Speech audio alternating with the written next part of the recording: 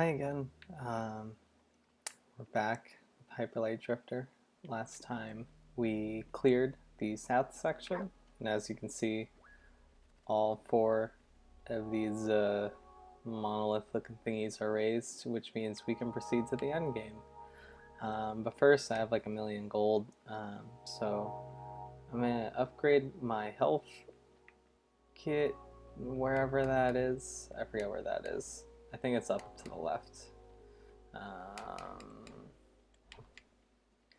This is embarrassing. I thought it'd be down where the rolly grenade is, but nope, it's up here. Okay, so let's talk to this guy. Yeah, so it's gonna only take 5 to fully upgrade that, which is good because we have like 1,000,000 gold from having to not upgrade our character at all. And I think all my guns are upgraded. It's go time.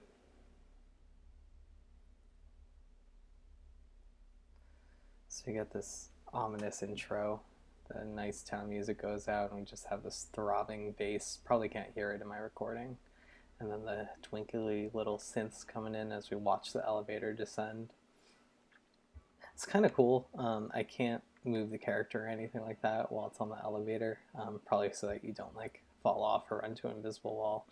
But it's quite an interesting substructure we're seeing down here. Almost looks like an underground city.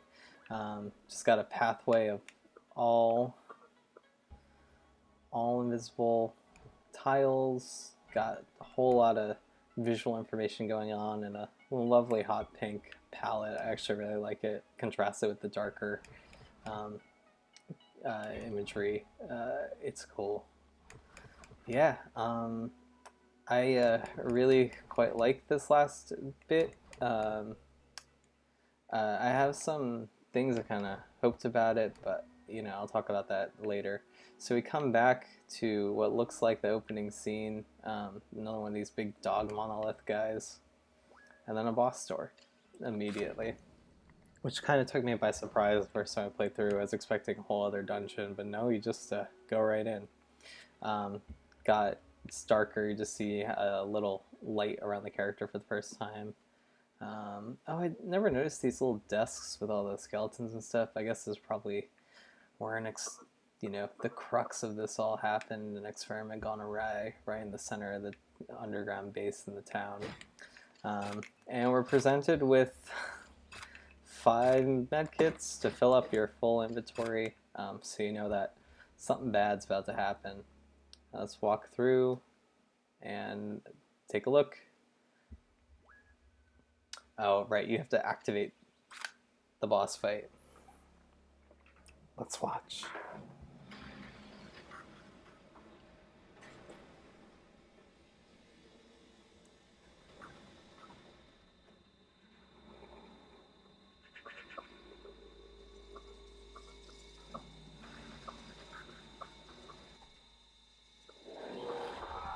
Uh-oh. Judgment's here. The big thing we've been seeing terrorizing us. Alright, anyways, expect me to die a few times because I'm going to be talking and fighting. So I haven't been hit yet, which is good. Yeah, so this guy's got a pretty, not simple pattern, but it's got a pattern that you'll learn very quickly. Oh, okay, walking into those, still have a hitbox. Gotcha. But yeah, this boss fight's really cool. Definitely kind of takes the cake as a final boss, or works as a final boss, I think. Some people say it's a bit too easy. Oh, I went right near him. Oops, that's not good. Anyway, so he's going to do a dash. Let's try to hit him on his way over. Oh, I got hit by a little area of effect there, I guess. Gotta watch out for that. But yeah, he'll do a dash, go to a corner, shoot a bunch of bullets like the first sub-boss we fought in the 4th area. And then he'll do a giant acid beam laser, which looks really cool. Uses the nice contrast effect to sell its shot. Oh, my charge shot can't hit those back. That's unfortunate. Anyways, you want to stay in the corners there. You want to get close when he does the bullets so you can actually reflect them back. Again, kind of like the first sub-boss. or you could try to dodge them like I did, but I died a lot of times when I first tried that. So again, with all the upgrades and stuff, being aggressive is kind of what you want to do. But yeah, a lot of good stuff to talk about with this guy. I love the way it moves.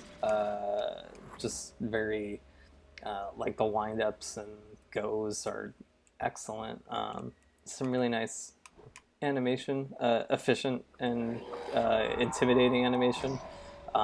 Just moves with a lot of force, a lot of chop. I mean that in a good way. Um, it's kind of difficult to try to find openings right now. But anyways, oop, I could probably have time to heal. So he's gonna do that 3 times, I think. You want to try to break him down so that he doesn't do this center thing, because it's a really iffy to dodge. If there's anything I don't really like about the fight, it's that those hitboxes are kind of difficult to read. Even though I had the coolest pre-death animation foreshadowed when opening the modules in the other areas. Anyways, yeah, so this guy we've been seeing in our nightmares, whatever you want to call him. Ooh, right, don't want to be there when he starts shooting. It's the thing in the opening, so it's definitely been set up as final boss. Again, it's a simple kind of storytelling, game design stuff to build up the big bad. Even though I kind of like half didn't expect to actually fight this thing. I'm glad we do though. Oh, he was. I thought he was gonna shoot in the other corner for some reason. But look at that giant flash that was over its face that we could see because of the slow time on death. It's just a lot of really cool, and like the effects, the way the sprites flash, like kind of like a pink to white. It's definitely a nice effect. Ooh, okay, that hitbox is bigger than I expected to. I'm trying to go for the charge attack while he's going into the corner, kind of like what I did with the scythe guy in the last segment, but maybe I want to just play it cool. Because it is possible to deal enough damage in these first 4 attacks, which is like the dash. Oh, oops. I accidentally pressed the heal button. That was definitely unintentional. That's okay, though. Yeah, this on hard mode is actually kind of hard. I thought this boss was pretty easy when I played it at normal, but that's because I could like actually survive a mistake. Okay, so let's dash out of the way, hit those back, get to a corner so you can't hit me with the laser. I missed my charge. Okay, get out of the way of the laser, heal.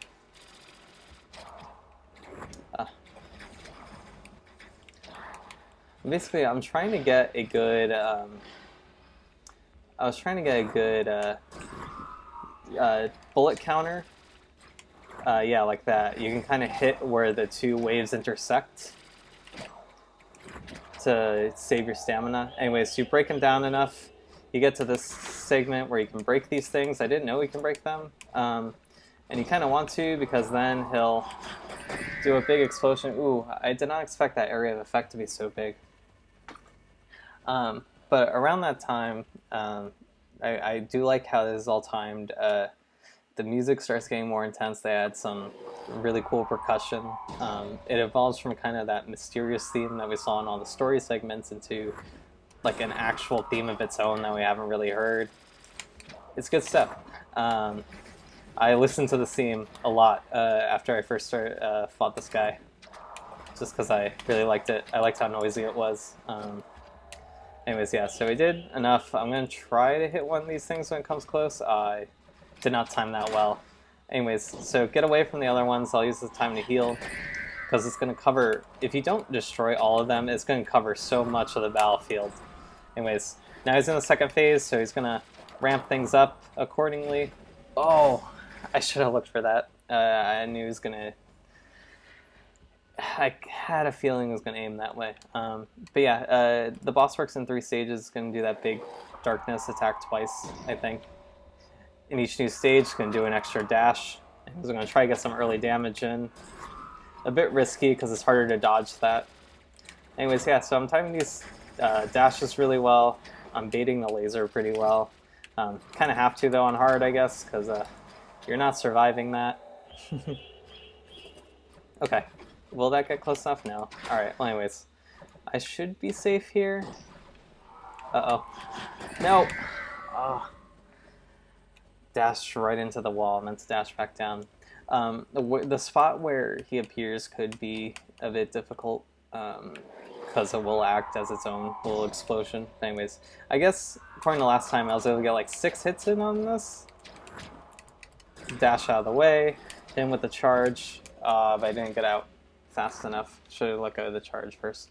Anyways, the thing I really like about this guy's design is kind of a combination of the way the pattern works, the different attacks that he does, and then the way you actually need to, or the way you need to play to defeat it. And what I mean by that is, the basic pattern is very simple in that it's a linear attack, a kind of AoE and then projectile combo attack, and then that giant laser thing. And what's important about the combination of all of that is, in order to successfully dodge all of it, you need to be really good at learning your character's timing on their actions. Because the boss does not give you a lot of opportunities to deal damage. And with the amount of health and how aggressive it is, you need to be doing a lot of DPS if you want to actually win the fight.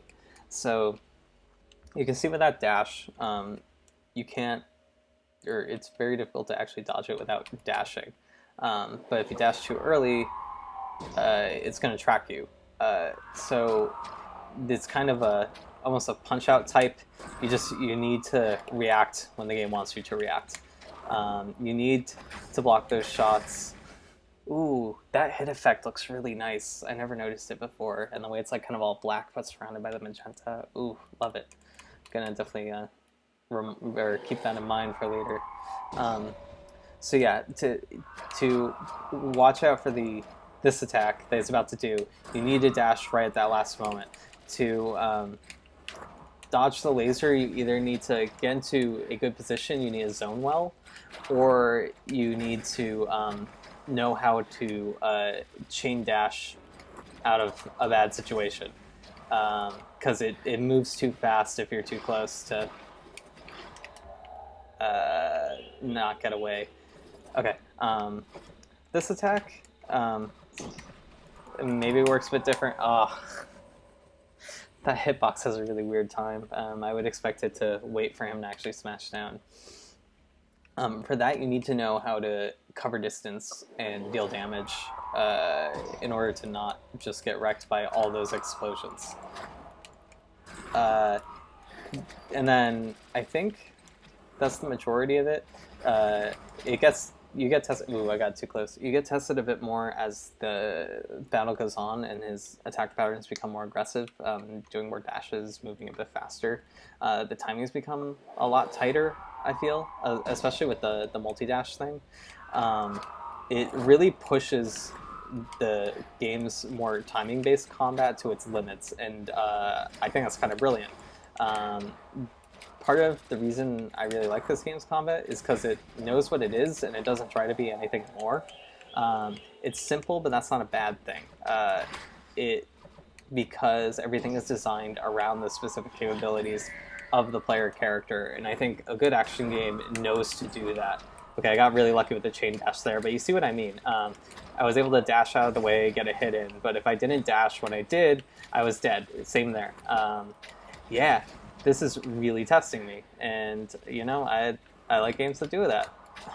Okay, cool. So I was able to reflect back, but as you can see, like, you get into a good flow and you're gonna win. Oh, get away! Nice. Okay, so 3 dashes now. I had to double chain dash. That's kind of cheating, but that's okay. Oh, and I dashed right into a bullet. As you can hear, the music is not exactly timed to get more intense as the like if I'm going a bit faster, it's not gonna ramp up accordingly, but you can definitely feel it. And I kind of wish I kept going there because that felt really good. My heart is kind of racing right now, you know. All right, this is already off to a bad start, but maybe it won't be too bad. Reflect this back, get away from the laser, charge attack, hit a few more times, shotgun, hit back, good. We'll do that while these spawn. I'm still not really in a great position. So I guess he kind of comes close to where you are. Okay, hit him with a charge attack before he can dash. And also note that there's an audio cue there. Oh, I should have dashed to the left instead of up. That was not my bad. The audio cue for the dash kind of reveals when you can actually dash, so you don't need to chain dash around like I am. I'm playing kind of cautiously, kind of nervously. But, you know, it does need to account for people who decide to just never upgrade, which is legitimate. And I like that the game does that. Let's see if I can kind of one-cycle this. Yes. Okay, yeah, so again, shotgun and charge shots are going to be important for dealing that massive damage, you know? Alright, should be safe there, but just barely. Okay. I also do like that they telegraph the position of the dash there. Okay, so I drew the laser out there, got another one cycle, which is pretty lucky of me. Yeah, and these things move like at just about your movement rate, which is interesting too. Okay, anyways, focus Colin. It's flashing red. That was a waste. Okay, he's gonna come here? No, okay, that's fine. Heal, made a mistake. Oh, I'm so lucky that did not. Ho, ho, ho. This is a sign I need to win right now. These things are saving me. Ah, did not mean to dash down. Sorry, I was losing my focus there, having to heal 3 times. But as you can see, as you go through the fight, you better learn those timings. Well, first you get the pattern down, then you start feeling the timing of that pattern, and you know it kind of reveals what this combat was all about, which is that timing. Knowing how to get that extra hit in before an enemy finishes their attack animation, knowing when to do those slashes to reflect the projectiles back. One of the big things that led me to get actually good at the game, besides as good as I am, I'm not that good. Besides learning how to use the sword and the gun together, was just learning how to time all these techniques, because it seems like, oh, I can just reflect or dash back a projectile. That seems super useful, but it's not exactly that. The dash needs to be well timed to actually reflect back the projectile. The sword slash needs to be more precise to reflect back the projectile. Oh, nah, no. Gonna heal before all that. Okay, got in the corner. One more hit. Oh, see, that was a bad timing of the slash. But yeah, this is a good fight, and it's good as a kind of final fight, final period. A lot of final bosses kind of skimp on the difficulty or get lazy in their design, probably because either you want the player to just get it over with, or the team just wanted the game to be over with and didn't put a lot of effort into it. I am out of stamina. I need to recover stamina. Wow, that never happens. But no, I feel this one just it was like a good conclusion to a essay or something. It states its points and it gives you all the important information again. Tests you to see how. Oh, okay, that was kind of BS. That was a BS hitbox. But yeah, it says you've been through all this now. See if you've mastered it, which it's not for everyone. But I feel like if you're playing a game like this, that's kind of what you look for in games. Anyways, so I gotta go in there. Let's just hit him while. I just realized that he makes his "ow, I got hurt" sound even while he's shooting, which is kind of funny. I guess that means he's not really shooting out of his mouth. It's more of an eye. Or he doesn't really have a mouth. Whatever. Okay, so let's get a bit away. Draw him out there. Hit him while he recovers.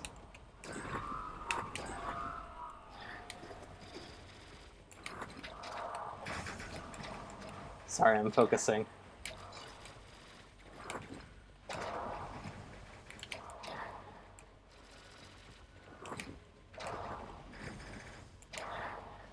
Stamina. Shotgun again? There we go. Okay. Cool. Yeah, anyways, I'm hoping this is the one, so enjoy. Let's see if I do this.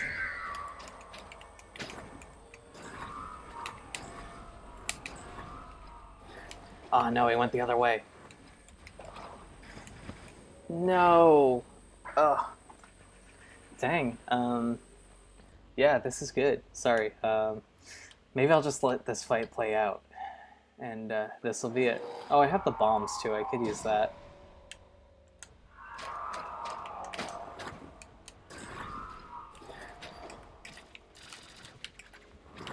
Oh. I was too concerned with using all my gadgets to actually hit that back. Okay, so let's see if I can, with my super souped up character and my mediocre skills on hard mode, let's take out Judgment. Kind of funny having a final boss of an action game that tests you like this be called Judgment. Ooh, I walked right into that. That was my bad. Gotta remember to kind of stay out of that hitbox. And I thought this wouldn't be enough for a single episode. I was wrong. Okay, it's gonna hit me away. 1, 2, 3. Ah, oh, stop aiming the wrong way, Colin. Watch this be the one, even though it's really sloppy right now.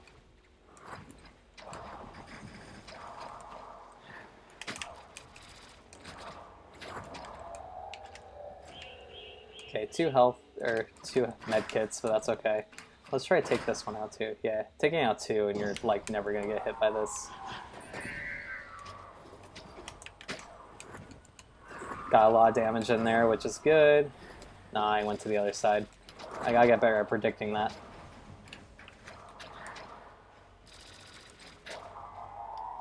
Okay, good. Hopefully my stamina can recover while I'm doing this. I guess it's important also to know the timing of how long you have before those things blow up, even when he reappears.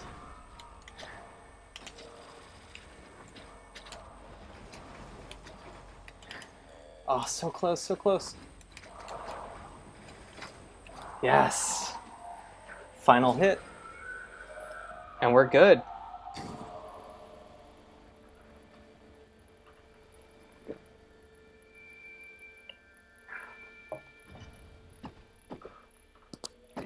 And now we just have this ending to play through.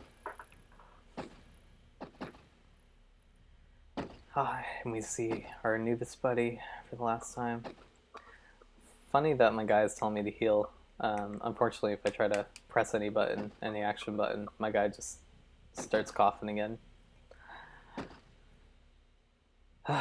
Sorry, I catch my breath. I was actually forgetting to breathe there. It's kind of funny. Cool, got some achievements. Bully and Masochist. I'm assuming one is for hard mode. I'm not sure what the other one's for.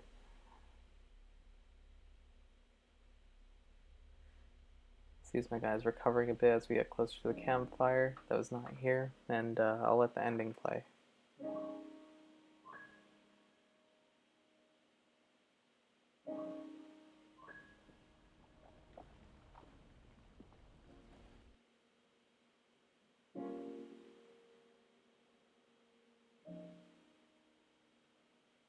Oh, I guess it's not going to show the end cinematic on hard mode, I guess, because it knows it's a new game plus. But anyways, I guess I'll use this time for the credits to do some wrap-up thoughts on the game. I guess maybe it's a good thing that it's not actually showing the story ending there, so that I don't need to talk about the story stuff that I don't really know about, or I'll leave that to people who know better. And also, I guess, less spoilers. Even though I spoiled all the good parts of the game, which is all the fights and stuff. But anyways, yeah, I really like this game. I think it's kind of excellent as a reading it as a action game mood piece, which is not really a term that you would think to see together. Especially in video games, but I I think part of the reason I love this game so much, besides the fact that it's kind of like a game that I've always wanted to make, which is like a Zelda game with good combat. Um, but I like it a lot because I think it expands upon what games have already shown they can do and do really well.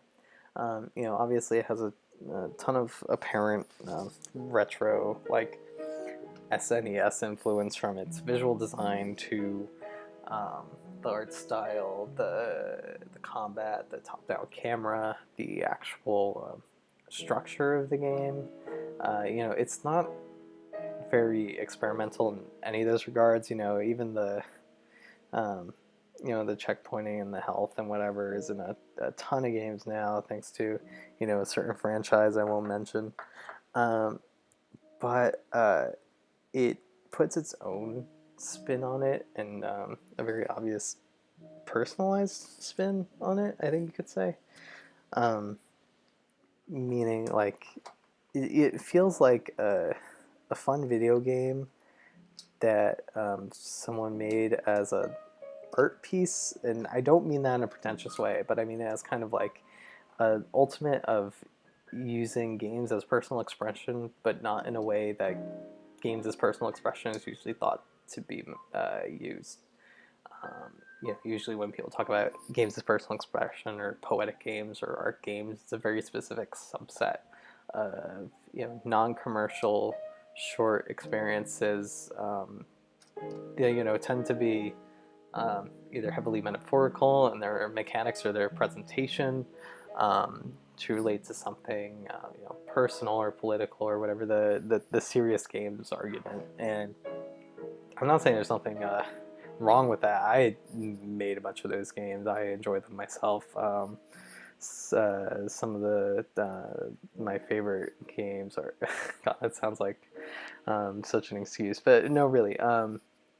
I find them fascinating in the way that it challenges what games are to be valuable. But my point here being, uh, this game doesn't really do a lot to push the medium forward in that way.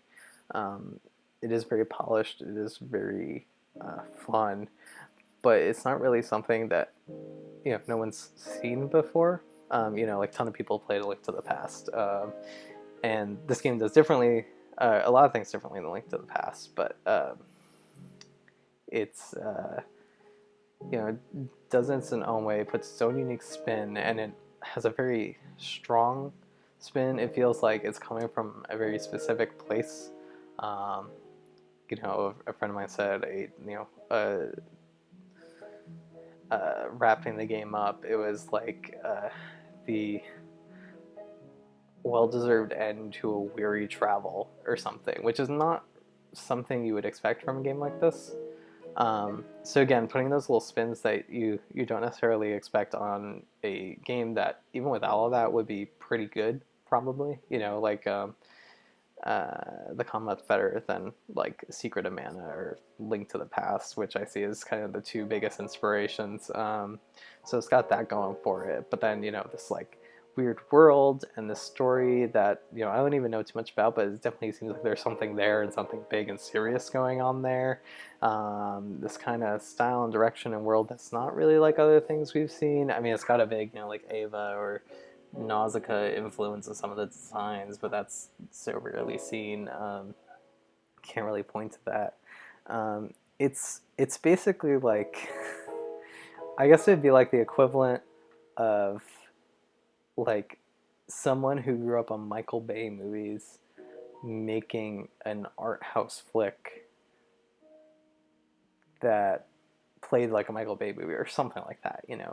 Not to say anything of the quality of something like that, but it feels very of the medium um, within the context of games as entertainment, but then um, pushing that idea forward, which I quite like. And it's kind of something that I found is maybe the path that I want to take as a game developer, at least for right now. I've done the serious stuff, I've done the small stuff, I've done the very personal stuff, but I haven't done a lot of the fun stuff. And, I've done some of the fun stuff, but don't really find either of them to be as fulfilling as I would expect. I want to kind of find that middle and not compromise either side, I want to make games that could be fun or entertaining, but also, maybe aren't the typical entertainment experience like this. Maybe they are a bit kind of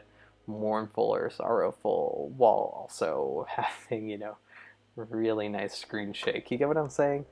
Maybe it's kind of like, I'm not sure how far that can actually go, but I think at least the success in my mind of this game is that it shows a very bright future for that kind of avenue of game design, and that's really exciting to me. Yeah, um, and I've talked about all the ways I like the game's design and whatever, and um, how it kind of takes a simple combat system and really, really dives into it, stretches it out, and never in a way that feels tired. Um, I am excited to try the 12 key arena on hard mode because I haven't done that yet. Maybe I'll make a video of myself doing that, but that would require me to do a bunch of key hunting that I don't necessarily want to record and don't really want to do for now. But, maybe we'll see. Yeah, anyways, before I ramble on a bit longer, I guess I'll start fast forwarding through the Kickstarter backers. And yeah, I guess I'll call this series finished. I really like this game. I'm really glad it's the first one that I recorded myself completing all the way through. I have some ideas for what my next one might be, but either way, hopefully I'll be starting that soon. So yeah, be on the lookout, and I'll definitely let you know. Anyways, that was Hyper Light Drifter. Thanks so much for joining me. Hopefully I will see you with another game soon. Bye.